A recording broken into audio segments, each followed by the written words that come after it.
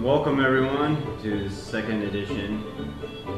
So in the last video we got a little quick glimpse of the game, and today we'll be actually working on it. So the mission of today is to create a boomerang in Blender that will replace the two-dimensional boomerang that we have, and actually go ahead and put it in the game. To do that, we'll be using Blender and JMonkey. So let's just go ahead and start off with the Blender side of things, I think. So Blender is a pretty hard program to use, actually.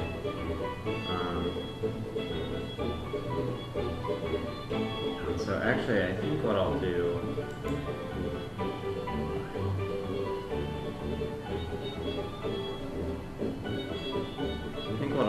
is I'll start with a brand new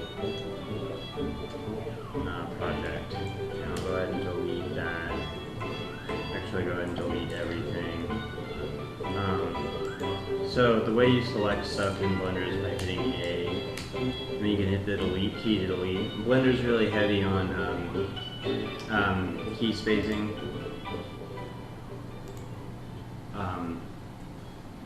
Or on shortcut keys rather, so you just have to get really good and really familiar with all of that, which is a pain, but once you do, it's nice.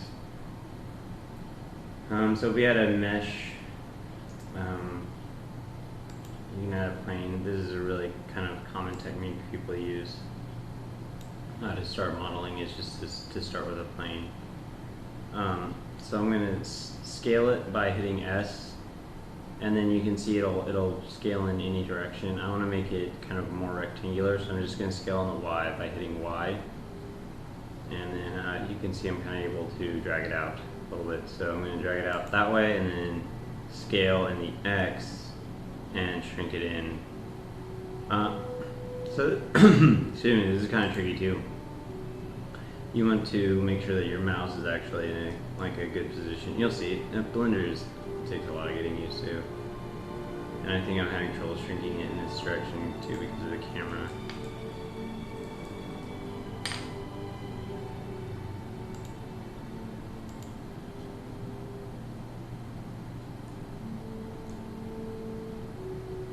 Okay, so there we go, there it's nice and narrow. And grab these things, we can move its origin to the center.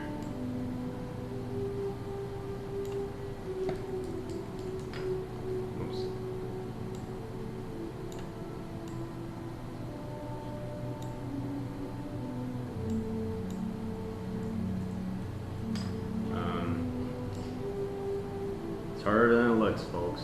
Yeah, it's cool. Why is it, weird?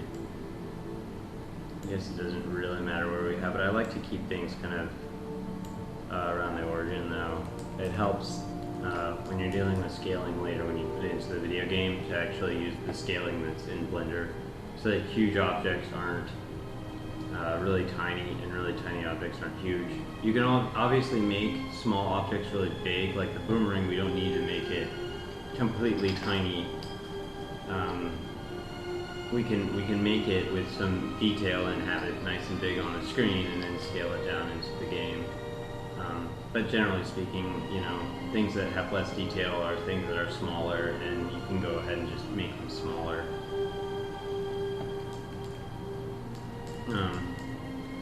So here we have a rectangle, and so I can give it depth by extruding it. So if you go into edit mode, then that's when you can kind of change the shape of things, basically. And so I will extrude it, see, and I can give it some depth. Like that, so we'll just give it a little bit of depth.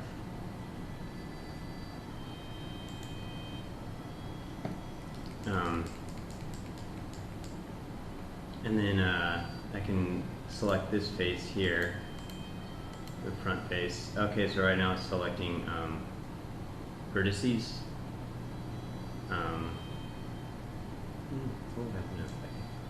Yeah, that's not good. Okay, so to select faces, you just come down here and select the face.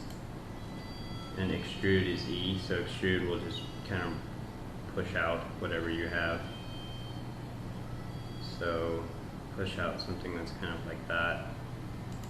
And then I can take this face here and extrude it. Right, and then you can see I kind of have my boomerang shape, although it's just is a square and it should be even.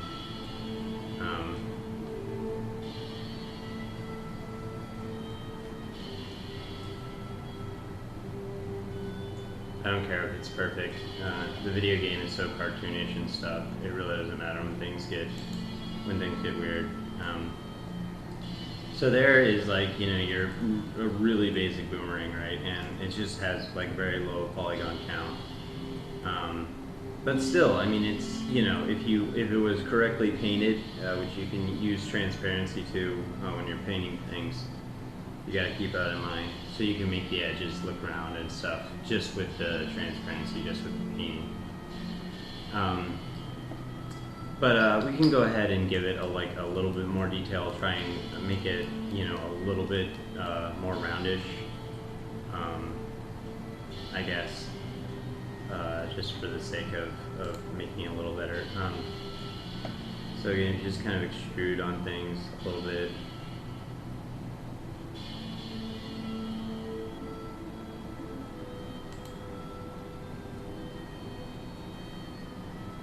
So what I'm doing is I'm just going to make little faces that kind of come down here.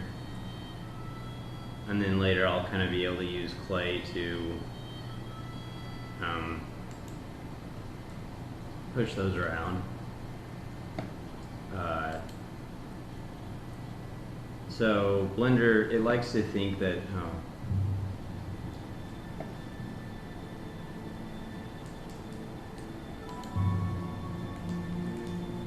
Blender likes to think that it has this really nice clay feature where you can, you know, make things feel like that they're made out of clay, but it doesn't. I don't really think it works that well, and I think it's hard to use. Blender's a great program. It really does a lot. It's really powerful, but it's just not. It's not completely easy to use, and there's probably a lot of things that could be improved on it, like any software project. Okay, but if we go to sculpt mode, then you can see you get a bunch of different brushes. So grab and thumb work pretty well. There's also like, I mean, they all work, but you just kind of have to get the right perspective on things to be able to push them around. You can see here it's letting me push like this around.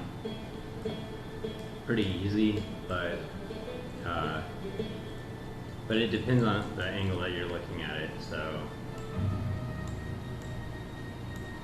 generally when you're using the clay, you're going to just kind of find all the vertices.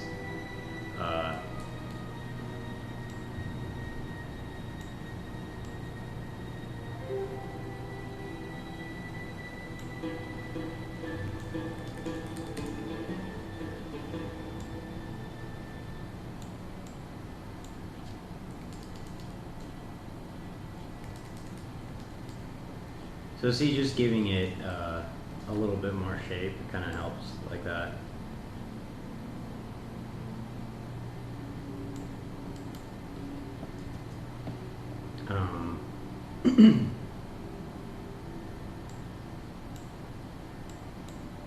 So now if we want to roll these, let's see if we can make them more rolled, like grabbing maybe.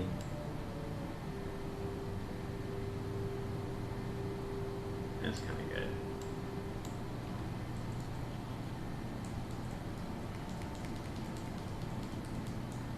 I know it doesn't look like much, but it doesn't really have to. There's probably a lot of people out there that are just screaming at their YouTube right now, like, do it like this, do it like that.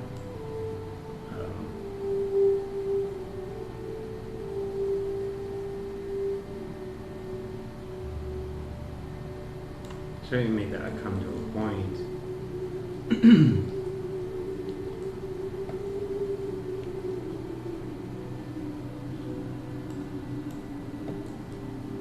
And then maybe if we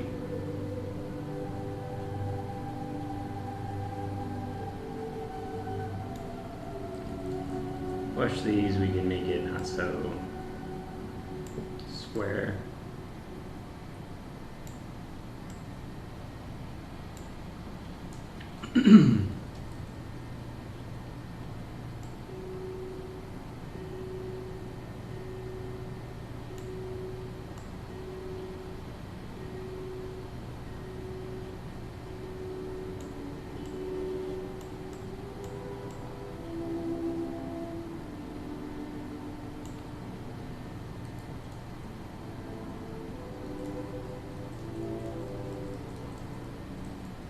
But yeah, I mean, I think just even that, after a little bit of painting, will actually look fairly okay.